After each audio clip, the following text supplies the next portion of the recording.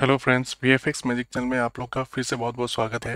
ये है रोटो सेशन 2 और इसमें हम लोग देखेंगे कि कोई भी ऑब्जेक्ट या जो ऑर्गेनिक और इनऑर्गेनिक चीज़ें रहता है उसका शेप को कैसे हम लोग क्रिएट कर सकते हैं या हम लोग कैसे शेप का ब्रेक डाउन कर सकते हैं। तो चलिए स्टार्ट करते हैं। तो लास्ट सेशन में हम लोग ने डिस्कस किया था कि इंटरफेस के बारे में, राइट? तो वो वीडियो आप जरूर जाके चेक कर लेना अगर आपने नहीं देखा होगा। तो यहाँ पे लास्ट वीडियो में कुछ चीज़ें हम लोग ने मिस कर दिया था, तो यहाँ पे वो चीज़ हम लोग डिस्कस करेंगे। तो सबसे पहले तो मैं एक शेप ड्रॉ कर लेता हूँ। ये जो शेप है ये है बी स्प्लाइन, ठीक है। तो यहाँ पे हर चीज़ के बारे में डिटेल में बात करेंगे थोड़ा सा। ये बी स्प्लाइन में कुछ यहाँ पे हैंडल्स आ रहा है, तो यहाँ पे हमें क्या करना है, सबसे पहले प्रेफरेंस में जाना है। अगर आपको ये सब हैंडल्स को कम करना है या हटाना है या कलर चेंज करना है तो यहीं से शेप्स में जाना है, प्रेफरेंस में शेप्स में जाना है और यहाँ से आप हर चीज़ को कंट्रोल कर सकते हो। जैसे कि मुझे क्या करना है, एक्टिव पॉइंट कलर, तो इसको मुझे थोड़ा सा चेंज करना है तो मैं दूसरा कुछ कलर दे सकता हूँ। Okay, apply, okay. तो यहाँ पे देखिए एक्टिव कलर जो है ये रेड हो चुका है यहाँ पे। और फिर से मैं यहाँ पे जाऊँगा, उसके बाद प्रेफरेंस में जाएंगे और कुछ चेंजेस हम लोग फटाफट कर लेते हैं। तो देखिए यहाँ पे जो साइड में कंट्रोल्स आ रहा था वो मैंने हटा चुका हूँ, ठीक है। अभी क्या है कि ये जो शेप है, जो एक्टिव पॉइंट्स है उसका कलर जो है वो ऐसे रेड दिखाएगा। और जो अगर मैंने सिलेक्टेड है, जो अगर कोई भी पॉइंट सिलेक्टेड रहेगा तो वो पॉइंट का कलर ऐसा वाइट रहेगा, ठीक है। इसका कलर भी आप चेंज कर सकते हो वहीं पे जाके, प्रेफरेंस में जाके। और उसका जो ये छोटे छोटे बॉक्सेस है, जो कंट्रोलर्स है, उस कंट्रोलर का साइज और शेप और कलर, ये तीनों वहीं से आप चेंज कर सकते हो। उसके बाद दूसरा चीज क्या हो गया, ये जो मैंने रोटो ड्रॉ किया उसका जो आउटलाइनर है उसका कलर यहाँ से हम लोग चेंज कर सकते हैं, ठीक है। तो ये आपके ऊपर डिपेंड करता है, शॉट टू शॉट डिपेंड करता है। अगर बहुत ज़्यादा ब्राइट शॉट है तो हम लोग यूजुअली ब्लैक या डार्क कलर ऐसे कुछ लेंगे जिससे इजी रहेगा आपको देखने के लिए। फॉर एग्जांपल ये ब्लैक है, राइट? तो ये आपको देखने के लिए इजी रहेगा। तो यहाँ पे एक बार आप सेटिंग कर दिए तो बार बार यहाँ पर चेंजेस नहीं करना है, ठीक है। तो यहाँ पे आते हैं, पहले देखते हैं क्या क्या ऑप्शन मिलता है।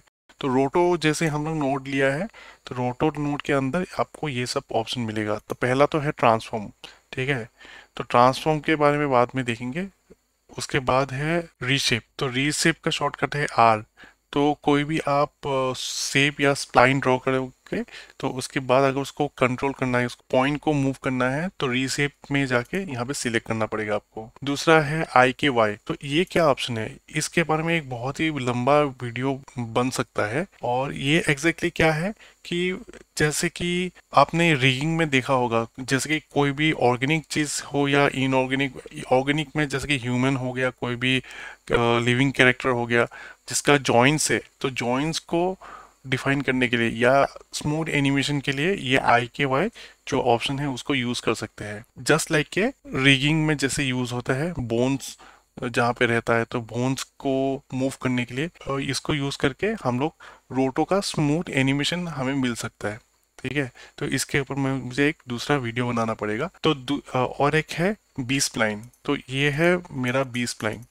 तो मोस्ट ऑफ द स्टूडियोज ये बी स्प्लाइन ही यूज करना प्रीफर करता है। लेकिन एक बात आपको ध्यान देना है, बी स्प्लाइन हो या एक्स प्लाइन, ये एक्स प्लाइन भी ऑलमोस्ट सेम ही है, बहुत ज़्यादा डिफरेंट नहीं है। तो ये बी स्प्लाइन हो या एक्स प्लाइन, ये दोनों ही जब हम लोग न्यूक में लेके जाएंगे तो ये एक्स अपने को बीजियर में मिलेगा। तो ये जो ऑप्शन है ये है बीजियर। तो बीजियर कैसा है, बीजियर थोड़ा सा अलग है, ठीक है। यहाँ पे आपको टेंजेंट मिलेगा ऐसे। तो देखिए यहाँ पे अलग अलग टेंजेंट मिलेगा, ठीक है। और एक हर एक टेंजेंट को पकड़ के हम लोग ऐसे मूव कर सकते हैं उसको। तो ये थोड़ा सा अलग हो गया। लेकिन मोस्ट ऑफ द रोटो गाइस यूज करना पसंद करता है ये जो बी स्प्लाइन है उसी को, ठीक है। उसके बाद और एक आ गया मैग्नेटिक टूल। तो इसको कैसे यूज करते हैं, तो यहाँ पे पहले एक फर्स्ट एक पॉइंट ड्रॉ करना पड़ता है। तो जैसे कि मैं कर्सर को लेके जा रहा हूँ, आप देख पा रहे होंगे कि जैसे मैं यहाँ पे लेके जा रहा हूँ ये अपने आप ये सिलेक्ट होता है, ठीक है। तो फॉर एग्जांपल मुझे यहाँ पे एक स्ट्रेट लाइन ड्रॉ करना है, तो यहाँ पे जाने के बाद एक पॉइंट जैसे मैं क्लिक करूंगा तो मुझे एक स्ट्रेट लाइन यहाँ पे मिल जाएगा। तो यहाँ पे ये अपने आप ऐसे स्नैप होके जाएगा। तो ये काफ़ी टाइम पे यूज़ होता है, लेकिन मुझे पर्सनली बहुत ये यूज़फुल नहीं लगता, मैं बहुत ही कम यूज़ करता हूँ इसको। ठीक है, इसका एक लिमिटेशन है। For an example bright pixel है, ये देखिए, ये ब्राइट पिक्सल जो एजेस है उसको ये कैप्चर नहीं किया, तो उसको जाके बाद में हमें मैनुअली पिक करना पड़ेगा, तो इसका ये थोड़ा सा दिक्कत है। तो ये मैग्नेट टूल हो गया, ये है रेक्टेंगुलर, तो ये रेक्टेंगल ऐसे शेप ड्रॉ कर सकते हैं। उसके बाद आ गया कोई भी सर्कल ड्रॉ करना है तो ऐसे सर्कल हम लोग ड्रॉ कर सकते हैं। उसके बाद आ गया ये ट्रैकर, तो हम लोग ये ट्रैकर के बारे में भी बाद में जानेंगे। उसके बाद आ गया मल्टी फ्रेम, तो ये मल्टी फ्रेम क्या है? फॉर एन एग्जांपल हम लोग ने एक शेप ड्रॉ किया, ठीक है, एक फ्रेम में, कोई भी एक पर्टिकुलर फ्रेम में शेप ड्रॉ किया, और मैं आगे जाके इसको पहले ऑफ करना पड़ेगा मुझे। आगे जाके मैंने यहाँ पे एक की लगाया और यहाँ पे मैं जाके शेप को भी उसको ड्रॉ अलग चेंज किया, ठीक है।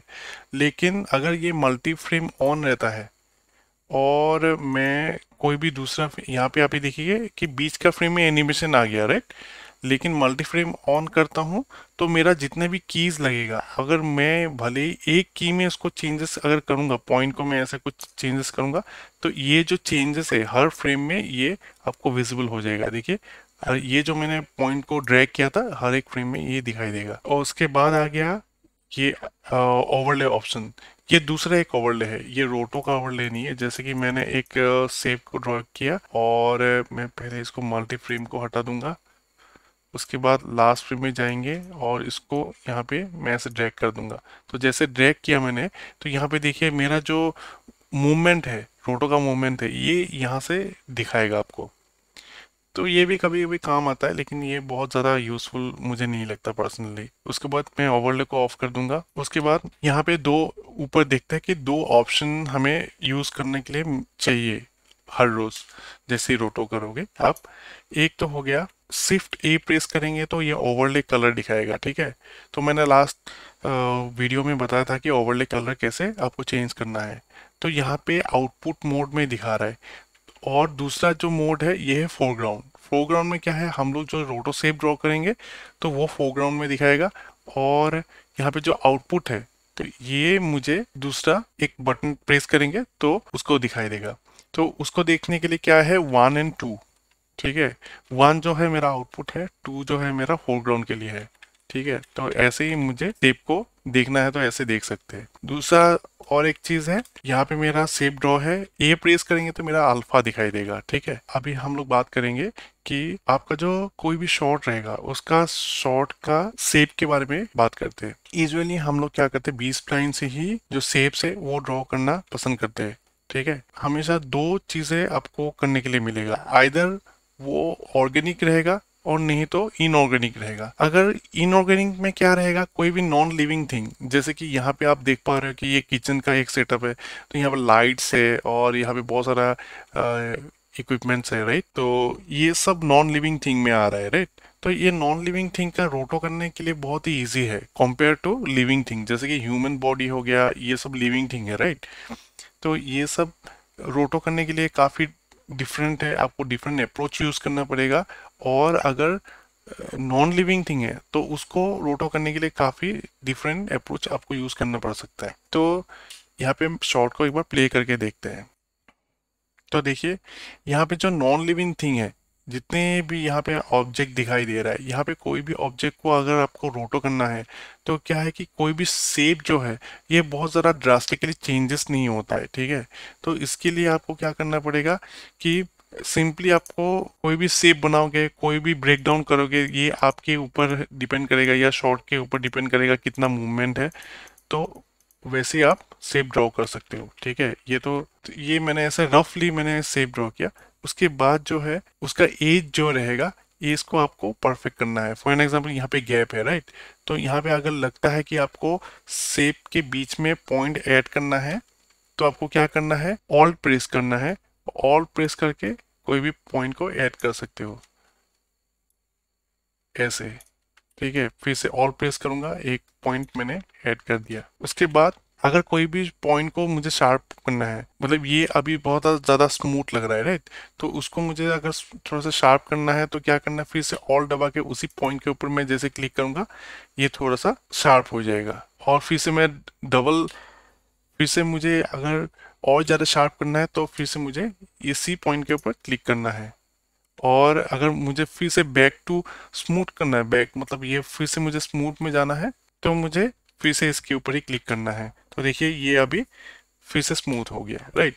तो उसके बाद जैसे ही मैंने यहाँ पे पॉइंट को पहले एडजस्ट कर लिया, तो यहाँ पे देखना पड़ेगा, हाँ मैंने और पॉइंट ऐड कर दिया। तो देखिए ये शेप के हिसाब से मैंने जो अपना नॉन लिविंग थिंग का शेप्स है, तो उसके हिसाब से मैंने ऐसे ड्रॉ कर लिया। और ये अभी स्टार्ट टू एंड तक सेम मूवमेंट में, सेम अभी लीनियर मूवमेंट है यहाँ यहाँ पे, और सेम शेप को ही हमें कैरी कैरी करना है, राइट। लेकिन जो ऑर्गेनिक शेप्स है उसके लिए ये सेम अप्रोच हम लोग को यूज़ नहीं कर सकते, ठीक है। उसके लिए बहुत ही अलग आपको अप्रोच यूज़ करना पड़ेगा। और एक चीज़ मैं बता देता हूँ, फॉर एग्जांपल यहाँ पे देखना पड़ेगा कि अगर आपका जो शॉट है उसमें अगर पैरेलैक्स मूवमेंट है, मतलब हर एक ऑब्जेक्ट का अगर डिफरेंट डिफरेंट मूवमेंट है, तो उसके हिसाब से आपको ब्रेक डाउन करना पड़ेगा। जैसे कि ऐसे छोटे छोटे ऑब्जेक्ट्स है, उसको अगर दूसरा शेप में आप ड्रॉ करोगे तो आपको ज़्यादा कंट्रोल्स मिलेगा, ठीक है। आप हमेशा ट्राई करना जितना छोटे शेप्स में आप ब्रेक डाउन कर सकते हो उतना ही आपको कंट्रोल्स में ज़्यादा इजी रहेगा। तो ये एक चीज़ हो गया, ये तो हो गया इनऑर्गेनिक कोई भी ऑब्जेक्ट हो उसको कैसे ड्रॉ करना है। लेकिन सबसे हमें डिफिकल्टीज क्या होता है कि ऑर्गेनिक शेप ड्रॉ करने के लिए, ठीक है। ऑर्गेनिक में क्या होता है, कोई भी लिविंग थिंग या कोई भी लिविंग थिंग का जो क्लॉथ है, ये सब चीज़ें हैं, ये सब ऑर्गेनिक रोटोस में आता है, ठीक है। इवन जो प्लांट है, या आप देख पा रहे कि एफजी में जो कुछ प्लांट्स है, ये अभी भले ही एक लिविंग थिंग में काउंट करते हैं हम लोग, लेकिन यहाँ पे कुछ इसका जो बिहेवियर है, ठीक है, इसका बिहेवियर अभी नॉन लिविंग थिंग की तरह ही काम कर रहा है। तो इसको रोटो करने के लिए भी हमें बहुत ज़्यादा दिक्कत नहीं होगा। लेकिन फॉर एन एग्जांपल कैरेक्टर हो गया, ठीक है, कैरेक्टर का रोटो करने के लिए, या कैरेक्टर का जो क्लॉथ्स है, तो उसको रोटो करने के लिए बहुत ही डिफरेंट अप्रोच हमें यूज़ करना पड़ता है। तो सबसे यहाँ पे डिफिकल्ट पार्ट में देखते हैं, ठीक है। तो सबसे डिफिकल्ट पार्ट जो है इस शॉट का, ये है ये जो छोटी सी लड़की है उसका कैप। तो यहाँ पे पहले देखते हैं कि इसका ब्रेकडाउन कैसे हो सकता है, ठीक है। पहले हम लोग देखते हैं कि स्टार्टिंग के फ्रेम्स में, तो देखिए स्टार्टिंग के फ्रेम्स में इसका जो कैप है, कैप का जो शेप्स है यहाँ पे छोटे छोटे ऐसे, ये अलग अलग एक यहाँ पे शेप्स हमें दिखाई दे रहा है, राइट। लेकिन जैसे हम लोग फुटेज को प्ले करते हैं, ये शेप जाके ब्लेंड हो जाता है दूसरे शेप से। तो ऐसे शेप्स को बनाने के लिए हमें बहुत ही डिफरेंट अप्रोच और डिफरेंट तरीका यूज करना पड़ता है। तो हमें क्या करना पड़ता है, जिस फ्रेम में सबसे ज्यादा यहाँ पे हमें वॉल्यूम या दूसरा शेप्स दिखाई दे रहा है, यहाँ पे हमें क्या करना पड़ता है, कभी कभी उस फ्रेम से हमें रोटो को स्टार्ट करना पड़ता है। फॉर एन एग्जाम्पल मुझे यहाँ पे शेप ड्रॉ करना है ऐसे, तो पहले मैंने एक शेप ड्रॉ कर लिया। तो एजेस के बारे में क्या है कि हमेशा आपको एक चीज ध्यान देना है कि आपने जो भी एज को पहले सिलेक्ट किया है, ठीक है, फॉर एन एग्जांपल एक 1 पिक्सल आप कट करके ही रोटो कर रहे हो, तो ये जो आपने शेप बनाया पूरा के पूरा ये हेयर या कैप के लिए सेम एज को ही आपको फॉलो करना है, ठीक है। कभी कभी क्या करते हैं लोग कि यहाँ पे इस एरिया में 1 पिक्सल आपने कट किया है, लेकिन इस दूसरा शेप को बनाने के लिए आपने 1 पिक्सल बाहर से पकड़ा है, तो वो नहीं होना चाहिए। तो यहाँ पे भी सेम आपको अप्रोच यूज करना पड़ेगा कि अगर इस एरिया के लिए 1 पिक्सल आपने कट किया है, तो इस सेकंड शेप को ड्रॉ करने के लिए भी आपको 1 पिक्सल आपको छोड़ना पड़ेगा, ठीक है। तो इसी को बोलते हैं कंसिस्टेंसी। तो सेम कंसिस्टेंसी होना चाहिए हर एक फ्रेम के लिए। तो आपने जैसे यहाँ पे दूसरा शेप बनाया, तो देखिए ये कुछ फ्रेम में जाने के बाद ये जो फ्रेम है ये ब्लेंड हो जाता है, राइट। तो मैं अभी शेप एनिमेट करके तो नहीं दिखाऊंगा, लेकिन फॉर एन एग्जांपल यहाँ पे अपना शेप जो है, तो हमें एक चीज ध्यान देना है, जो अपना वर्टिसेस है, तो उसका पोजीशन है जो है, पोजीशन बहुत ज़्यादा चेंजेस नहीं होना चाहिए, ठीक है। तो और कभी कभी आपको अगर लगता है कि पॉइंट्स हम लोग ने कम लिया है, तो हम लोग पॉइंट बढ़ा भी सकते हैं, लेकिन बहुत ही केयरफुली इसको करना है, ठीक है, क्योंकि आप जैसे ही पॉइंट ऐड करोगे इन बिटवीन जो फ्रेम्स रहेगा उसमें एनिमेशन खराब भी हो सकता है, तो इसको बहुत ही ध्यान से करना है। तो ये तो हो गया एक छोटा सा एग्जांपल। ऐसे आपको बहुत सारे जैसे ही आप शॉर्ट करते जाओगे तो वैसे ही आपको पता चलेगा कि कैसे आपको स्प्लिट करना है। दूसरा जो है कि काफी लोग क्या करता है, एक गलती करता है कि बड़े बड़े शेप्स ले लेता है, ठीक है। फॉर एग्जांपल मुझे ये पूरा पार्ट को रोटो करना है, तो बहुत लोग को हम लोग ने देखा है कि एक ही पार्ट में इसको ऐसे रोटो में ले लेगा। तो काफी लोग क्या करेगा, पूरे की ये जो शेप्स है ये एक ही बार में रोटो करने के लिए ट्राई करेगा, लेकिन ऐसा ये जो शेप्स है ये हमेशा आपको दिक्कत ही करेगा।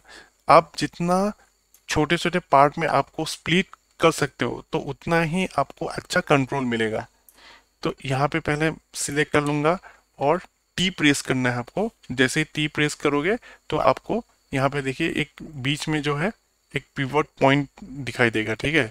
तो उस पिवट पॉइंट से भी हम लोग इसको चेंज कर सकते हैं। तो देखिए पिवट पॉइंट को मैंने चेंज कर दिया, और यहाँ पे क्या करना है, कंट्रोल प्रेस करना है, और जैसे मैंने टी प्रेस किया तो यहाँ पे शेप को यहाँ पे चेंज कर सकते हैं। लेकिन ये जो शेप है ये शेप ही पहले गलत है। हमें हमेशा एनिमेशन देखना है कि ये शेप कैसे ये ट्रांसफॉर्म हो रहा है।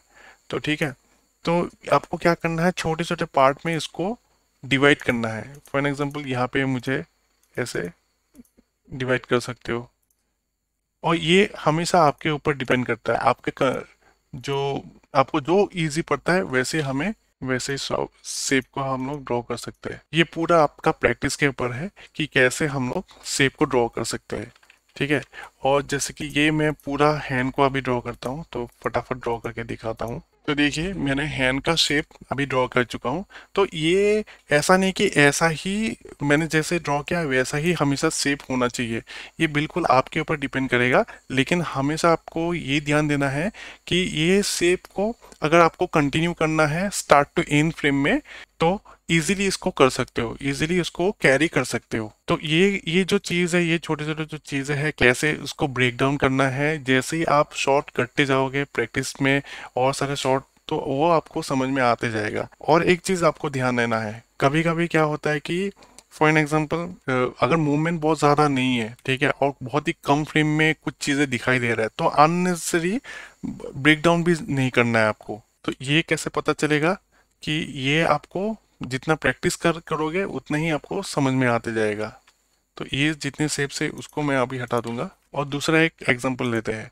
तो यहाँ पे अभी हैंड है, राइट। तो बहुत लोग क्या करेगा, एक बड़ा सा शेप ले लेगा और उसको कैरी करने के लिए ट्राई करते हैं। तो यही हैंड में अगर बहुत कम मूवमेंट है तो वो ठीक है, ठीक है। लेकिन अगर आपको यहाँ पे बहुत सारा अलग अलग मूवमेंट मिल रहा है और बीच में यहाँ पे मोशन और प्लस उसका ट्रांसफॉर्मेशन अलग हो रहा है, तब हमें ऐसा बड़े शेप नहीं लेना है। मोस्ट ऑफ द टाइम हम लोग क्या करते हैं, इसको अलग अलग पार्ट में ऐसे डिवाइड करना पड़ेगा, ठीक है। तो फॉर एग्जांपल मैंने यहाँ पे एक शेप ड्रॉ किया, और दूसरा जो शेप रहेगा यहाँ पे मैं ऐसे ड्रॉ करूंगा। तो देखिए जैसे ही मैंने दो शेप ड्रॉ किया है तो मुझे कंट्रोल ज़्यादा मिलेगा। तो ये तो हो गया शेप के ऊपर, ठीक है। और जैसे कि हमें ये अभी दोनों से मैं अभी डिलीट कर दूंगा, तो यहाँ पे आते हैं, तो यहाँ पे देखिए छोटे छोटे यहाँ पे क्लॉट्स है, क्लॉट में छोटे छोटे यहाँ पे बम्प्स है, राइट। तो यहाँ पे आप जितने भी छोटे छोटे पार्ट में इसको डिवाइड करोगे उतना ही आपको अच्छा कंट्रोल मिलेगा इसको रोटो करने के लिए, ठीक है। और जैसे ये जाके आधा छुप जाता है तो उसको हम लोग ऑन एंड ऑफ भी कर सकते हैं। दूसरा हो गया लेयरिंग। कोई भी आप शेप ड्रॉ करोगे, शेप ड्रॉ करने से पहले हमेशा यहाँ से लेयरिंग करना बहुत जरूरी है। तो आई थिंक दोस्तों आपको ब्रेकडाउन के बारे में थोड़ा बहुत आइडिया लग चुका है होगा, लेकिन आप जितना ही प्रैक्टिस करोगे और उतना ही आपको समझ में आते जाएगा कि कैसे आपको ब्रेक डाउन करना है शेप को। तो हमेशा ध्यान देना कि जितने भी ऑर्गेनिक शेप्स है, ऑर्गेनिक कैरेक्टर या ऑर्गेनिक चीज़ें हैं, उसका ब्रेक डाउन छोटे छोटे पार्ट में करना है। और इनऑर्गेनिक जो पार्ट है उसको आप थोड़ा सा बड़ा शेप ले सकते हो, वो भी आपके शॉर्ट के ऊपर डिपेंड करेगा। तो आज के वीडियो में इतना ही था। तो आज के वीडियो से रिलेटेड आपको अगर कुछ भी डाउट रहेगा तो प्लीज़ कमेंट सेक्शन में डालिए, मैं आपको ज़रूर हेल्प करने के लिए ट्राई करूँगा। तो फिर मिलते हैं नेक्स्ट वीडियो में। Thanks for watching.